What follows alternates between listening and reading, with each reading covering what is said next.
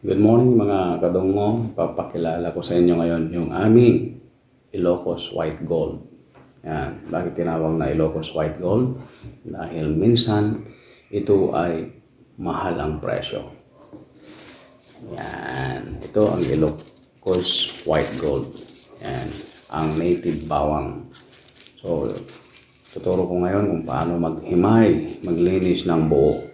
Yan. Ding! Ang bato. Wow! Nandito na ang bato.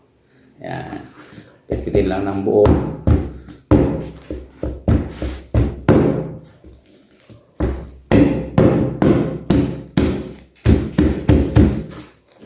Yan.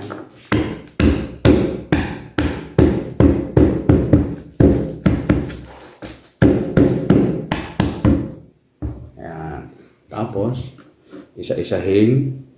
Yan na. Yan. Ganun lang kasimple. Salamat.